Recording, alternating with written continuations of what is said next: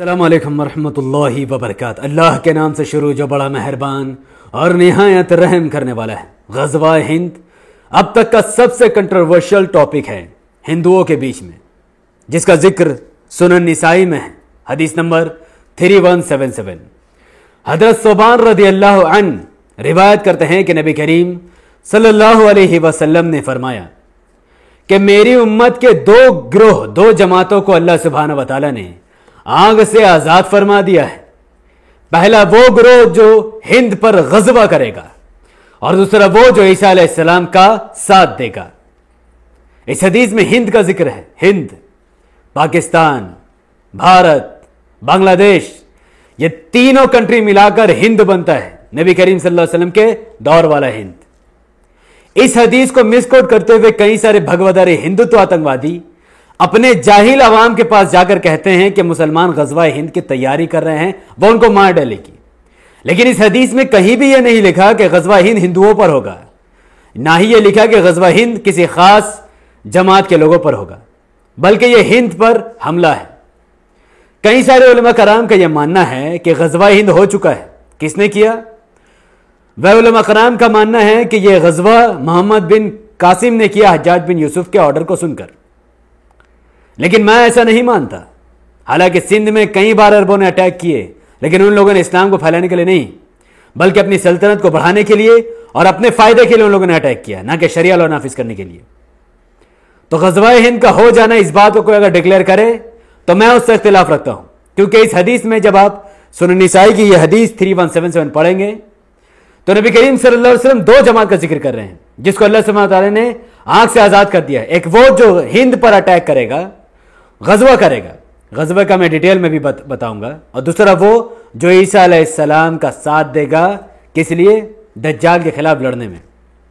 تو یقیناً یہ جو معاملہ ہے غزوہ ہند اور عیسیٰ علیہ السلام کا ساتھ دینے کا، ایک ساتھ ایک حدیث میں جمع ہونا، یہ صاف اشارہ کرتی ہے کہ یہ حدیث قیامت سے پہلے ہی پر ہوگی، اس سے پہلے نہیں۔ تو غزوہ ہند میری نظر میں فہم سے سمجھ میں بالکل بھی نہیں ہوئی ہے۔ غزوہ ہوتا کیوں ہے؟ یہ کنٹروورشل ہے۔ غزوہ آخر کیوں ہوتا ہے؟ غزوہ کسے کہتے ہیں؟ غزوہ، جنگ، جہاد، وار کیوں کیا جاتا ہے؟ اس کا ذکر اللہ سبحانہ و تعالیٰ نے قرآن میں خود فرمایا ہے۔ اللہ سبحانہ و تعالیٰ قرآن میں سورہ نساء سورہ نمبر 4 آیت نمبر 75 میں فرماتے ہیں کہ اے مسلمانوں، تمہیں کیا ہو گیا ہے کہ تم اللہ کی راہ میں جہاد نہیں کرتے؟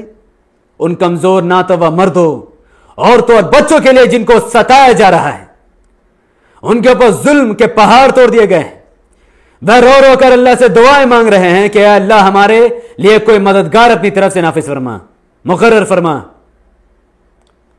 تو ہمیں اس آیت سے صاف پتہ چلتا ہے کہ جہاد صرف اور صرف اسی جگہ، اسی دیش، اسی کنٹری میں ہوتا ہے جہاں پر میجورٹی مائنورٹیز کا قتل عام کر دے، وہاں کے عورتوں کے ساتھ بلاತ್ಕಾರ کرے، وہاں کے مردوں کو جیل میں بھر کر کمزور کر دے، وہاں کے بچوں کو گلے گھونٹ کر مارنا شروع کر دے، ظلم کے پہاڑ توڑ دے، تو قرآن کے مطابق مسلمان پر فرض ہو جاتا ہے کہ وہ اس کنٹری میں جہاد کرے اور تمام مردوں اور بچوں کو بچائے جو ظالموں کو ہاتھوں تباہ و برباد ہو رہے ہیں۔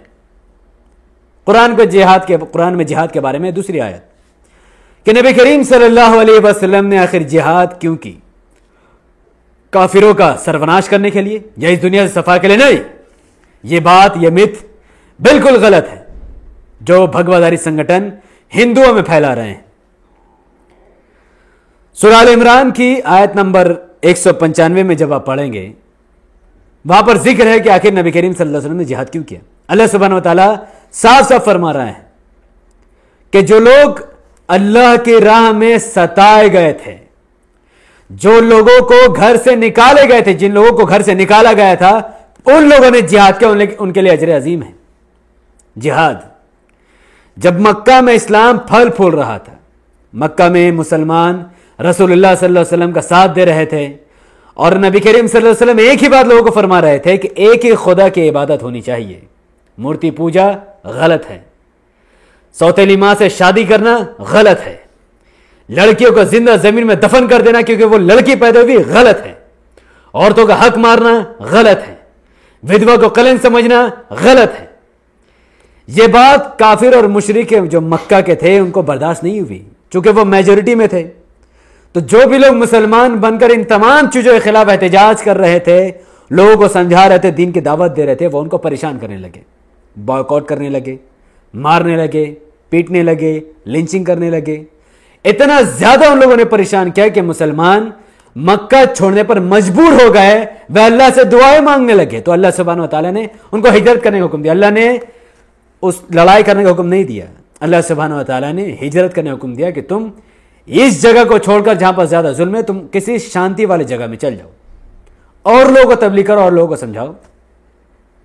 تو جب کافر مکہ، کفار مکہ اور مشرکان مکہ کی انتہا پہنچ گئی ظلم کی، جب ان لوگوں نے ظلم میں پہاڑ توڑ دیا، تو مسلمانوں نے مکہ سے مدینہ کی طرف ہجرت کی.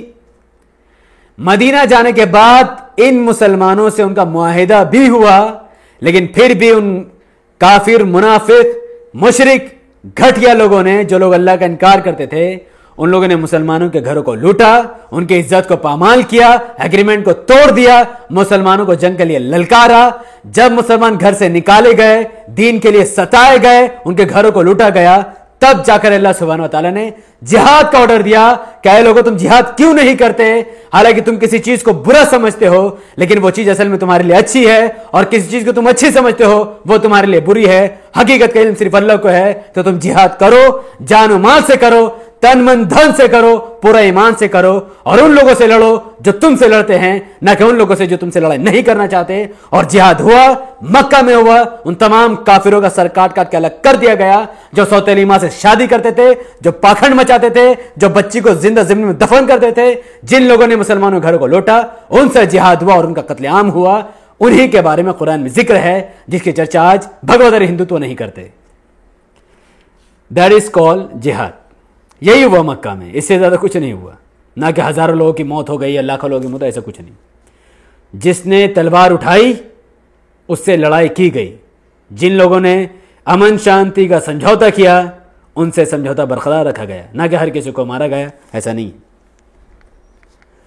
جہاد کا مطلب میں نے آپ کو سمجھا دیا. تو اب آتے ہیں مدعا پر، غزوہ ہند. تو غزوہ ہند آخر کیوں ہوگا؟ یہ تو ایک پریڈکشن ہے، لیکن چونکہ جہاد ظلم کے خلاف، بھرشٹاچار کے خلاف، بلاತ್ಕಾರ کے خلاف، خون کے خلاف، جہاں پر ظلم کی پہاڑ توڑ دی جاتی ہے اس کے خلاف، ذات پات کے خلاف، جہاں پر لوگوں کو تکلیف دی جائے سرکار دوارا، جہاں پر لوگوں کو تکلیف دی جائے میجورٹی دوارا، جو بھی میجورٹی ہو وہ دھرم کے نام پر مائنورٹیز پر ظلم کر دے، چاہے وہ دونوں کس بھی دھرم سے تعلق رکھتے ہو، وہاں پر مسلمان کے اوپر جہاد فرض ہو جاتا ہے. تو غزوہ ہند کا مطلب ہے کہ ہند پر اٹیک، نہ کہ ہندوؤں پر اٹیک. بالکل نہیں. غزوہ ہند، ہند آج پاکستان بھی ہے، بنگلہ دیش بھی ہے، بھارت بھی ہے.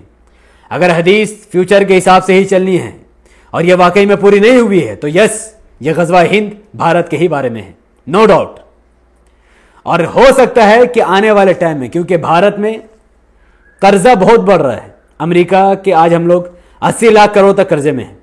ہو سکتا ہے کہ کل کو جا کر امریکہ بھارت میں قبضہ کر لے، میسائل داغ دے، وہاں پر ظلم کرے، قتل عام کرے. تو پھر ایک عرب کنٹری، عرب، حالانکہ یہ غزوہ جو ہوگا یہ عرب کنٹری سے نہیں ہوگا، یہ غزوہ ایکچولی مسلمانوں کا گروپ ہوگا، جو خراسان افغانستان سے ہو سکتا ہے، پاکستان سے ہو سکتا ہے، بنگلہ دیش سے ہو سکتا ہے، کہیں سے بھی. تو وہ ہو سکتا ہے بھارت میں رہنے والے لوگوں کے لیے امریکہ سے لڑے. یا پھر جو حالات ہم لوگ دیکھ رہے چائنا کا، ہو سکتا ہے چائنا اٹیک کر کے ہمیں غلام بنا لے، چائنا ظلم کے پہاڑ توڑ دے. تو پھر یہ جتنے مسلم عرب کنٹری ہو، چاہے اعظم کنٹری ہو، سب مل کر غزوہ ہند کرے، ہند پر اٹیک کرے اور چائنا کو مار کے بھگا دے. یا یہ بھی ہو سکتا ہے کہ میجورٹی میں جو آج ہندوتوا کی جو قوم ہے وہ مسلمانوں اور دلتوں پر قتل عام کرے، دنگا کرے، ریپ کرے، ماس مرڈر کرے. تو ان حالات کو بھی دیکھتے ہوئے، بھرشٹاچار بلاತ್ಕಾರ کو دیکھتے ہوئے، ہو سکتا ہے مسلم کمیونٹی میں سے کچھ ایک گروپ اٹھے اور وہ ہند پر چڑھائی کرے. تو یہ جو غزوہ ہوگا یہ کوئی عام ہندو یا مسلمان یا دلت یا کرسچن یا یہودی کے خلاف نہیں، بلکہ غزوہ صرف اور صرف بلاತ್ಕಾری، بھرشٹاچاری یا ظلم کا ساتھ دینے والے لوگوں کے ساتھ ہوتا ہے، جو لڑتے ہیں ان کے ساتھ ہوتا ہے، نہ کہ جو آرام سے گھر میں بیٹھے ہوئے ہیں. تو یہی غزوہ ہند کا مطلب ہے جس کا ذکر قرآن میں آیا. تو جہاد کون کرتا ہے اور جہاد کون نہیں کرتا ہے، اسی بات میں اپنی ویڈیو کو ختم کر دوں گا. اللہ سبحانہ و تعالیٰ نے سورہ نساء سورہ نمبر 4 آیت نمبر 75 میں فرمایا کہ ایمان والے تو اللہ کی راہ میں جہاد کرتے ہیں، جو ایک اللہ پر ایمان رکھتے ہیں، جو ایک اللہ پر ایمان رکھتے ہیں، بھوکے کو کھانا، پیاسے کو پانی، غریب کی مدد، ماں باپ کا سمان، سب کچھ، پڑوسی کی حفاظت کرنا، یہ ایسے لوگ اللہ کی راہ میں جہاد کرتے ہیں۔ جہاد مطلب کرپشن کے خلاف، مرڈر کے خلاف، ریپ کے خلاف، ظلم کے خلاف، یہ لوگ جہاد کر کے جو معصوم لوگ ہیں، جو پھنسے ہوئے ان کے چکر میں، ان کو بچاتے ہیں۔ لیکن کون لوگ جہاد نہیں کرتے؟ جو ظلم کا ساتھ دیتے ہیں، جو بلاತ್ಕಾರಿوں کے ساتھ کھڑے ہو جاتے ہیں، جو بھرچاریوں کے ساتھ کھڑے ہو جاتے ہیں، جو انیائے کر رہے لوگوں کے ساتھ کھڑے ہو جاتے ہیں، امیر لوگوں کے تلوے چاٹتے ہیں اور غریبوں کے ساتھ ظلم کے پہاڑ توڑ دیتے ہیں، اس کے بارے میں اللہ نے فرمایا یہ وہ لوگ ہیں جو کافر ہیں، جو اللہ پر ایمان نہیں رکھتے، بھوکے کو کھانا نہیں، پیسے کو پانی نہیں، ماں باپ کی عزت نہیں، پڑوسی کی حفاظت نہیں، دنگے کے نام پر ہر کسی کو قتل کر دیتے ہیں۔ ایسے لوگ ہی اللہ کے راہ میں نہیں بلکہ شیطان کی راہ میں لڑتے ہیں، غلط کا ساتھ دینے کے لیے لڑتے ہیں، ظلم کو بڑھانے کے لیے لڑتے ہیں۔ تو یس، غزوہ ہند ہوگا، ضرور ہوگا، لیکن ہندوؤں پر نہیں، نہ کسی خاص دھرم کے لوگوں پر، بلکہ بھرچار کرنے والے، بلاತ್کار کرنے والے وہ قوم جو اس بات پر تل جائے گی کہ بس اب بھارت سے مسلمانوں کا سروناش کر دینا ہے، یا بھارت سے دلتوں کا سروناش کر دینا ہے، یا پھر بھارت سے کرسچن جو رہ رہے ہیں ان کا سروناش کر دینا ہے۔ کیونکہ میجورٹی میں کوئی بھی ہو یا مائنورٹیز میں کوئی بھی ہو، جب بھی کوئی میجورٹی مائنورٹیز کو دبائے گی، جب مارے گی، تب اس کنڈیشن میں مسلمان پر جہاد فرض ہو جائے گا، اور تب ایک قوم اٹھے گی اور وہ جہاد کرے گی، ہاں وہ خراسان سے نکلے چاہے جہاں سے بھی۔ خیر، امید ہے آپ کو غزوہ ہند کا جو کانسیپٹ ہے وہ آپ کو سمجھ میں آیا ہو، اور اگر سمجھ میں آیا ہو تو پلیز جا کے اپنے جو نن مسلم آپ کے جو دوست ہے نام نہاد، جو آپ کو غزوہ ہند پر تانا مارتے، گو اہیڈ، ان کو سمجھاؤ غزوہ ہند کیا ہے، غزوہ کیا ہوتا ہے، نبی صلی اللہ علیہ وسلم نے کیوں جہاد کیا، کن کو مارا، کس کو چھوڑا، کس کو بخشا، ہم کیا کرتے، اسلام کیا ہے، غزوہ کس چیز کے خلاف لڑائی، سب ان کو سمجھاؤ جو میں نے آپ کو سمجھانے کی کوشش کی۔ بہت بہت شکریہ۔ السلام علیکم ورحمۃ اللہ وبرکاتہ۔ اللہ کی سلامتی، رحمت برکات آپ تمام بھائی اور بہنوں پر ہو۔ میں اللہ بھی، پیس اپون اس۔